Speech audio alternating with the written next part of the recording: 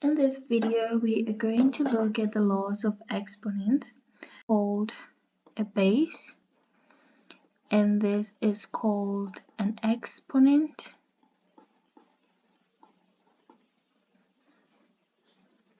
In some cases, you hear people saying an index, so it's also called an index. You can either call it an exponent or an index. So that's just a little bit. So if you hear me saying a base, I'm referring to this right here. If you hear me saying an exponent or an index, which I hardly use this term in this word index, I'm referring to the n. So any, go to the next. So as I said, this is a base and this is an exponent.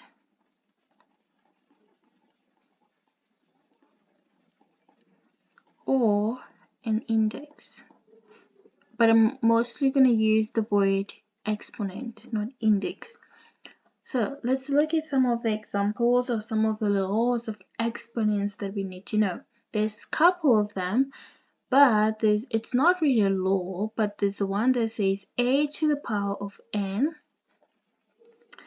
A to the power of n is equal to a times a times a times a to the nth term, right? So for instance, we have let's say that and there we have a to the power of 8. So that means you're going to have a times a times a times a times a times a. How many do we have? 2, 4, 6, and 2 more a's. So this is what it means. A to the, so when you see a squared, all it means is a times a. A cubed, it just means a times a times a, right? So let's look at some of the examples. So a times a times a times a times a, it just means a to the power of 4. 3 times 3, it just means 3 squared. 7 times 7 times 7 is 7 cubed.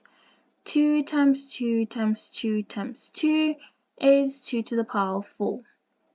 Same thing if you had a to the power of 100, which is extremely large, so that means you'll be 8 times 8 times 8 until whatever the 100th 8.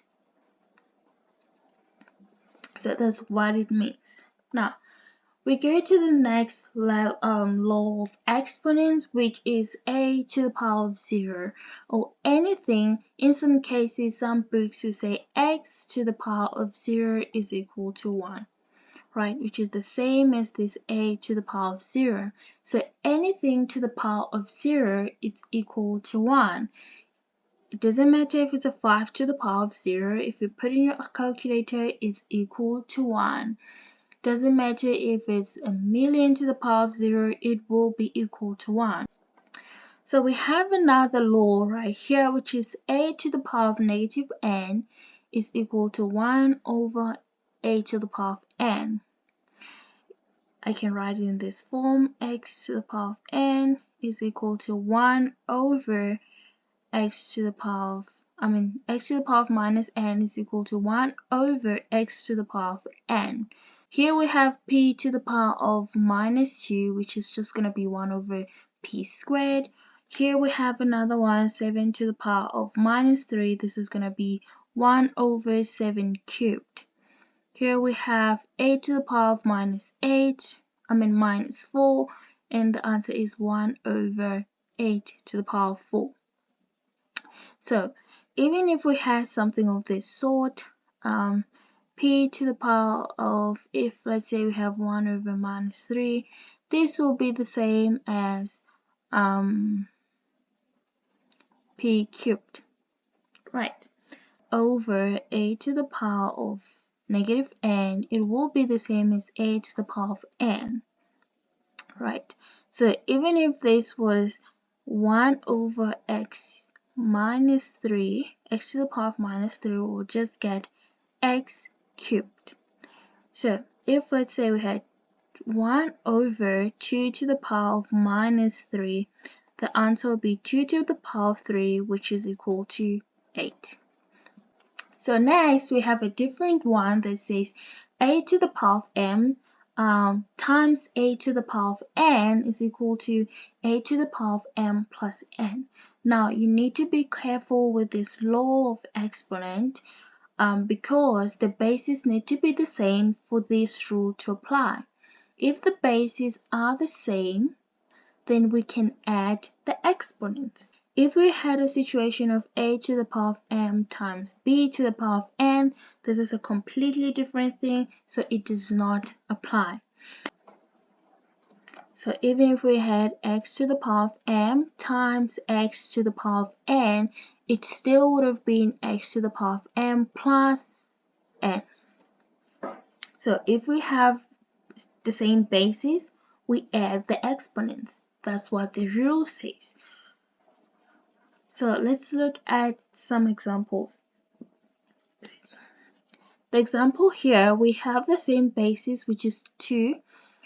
So we have 2 to the power of m times 2 to the power of n. So we have the same basis, which is 2. So we're going to add the exponents. The answer is going to be 2 to the power of m plus n. Now let's look at this example where we have 4 to the power of 3 times 4 to the power of negative 2. The bases are the same, so we're going to add the exponents, right? 4 to the power of 3 plus minus 2, so it's just the same as 4 to the power of 3 minus 2. This is the same as 4 to the power of 1, which is just 4, right? So this is just question 1. So let's look at the next question. We have 2 to the power of 2 times 2 to the power of 3, which is 2 to the power of 2 plus 3, and this is 2 to the power of 5. This is 35. You don't need to do that. I'm just giving examples. Now, so let's look at the next question. We apply the same rule. The question is 3 to the power of 7x times 3 to the power of 2x plus 5. We use the exact same rule. 3 to the power of, so 3 is our base, right? We can see the bases are the same, so we're going to take out 3, and then we have 7x plus 2x plus 5. So we take the exponent from this side plus the exponent from here, and we're going to get 3 to the power of 7x plus 2x. This will be 9x. 5 does not have another like term, so it's just going to be 9x plus 5. So this is the final answer.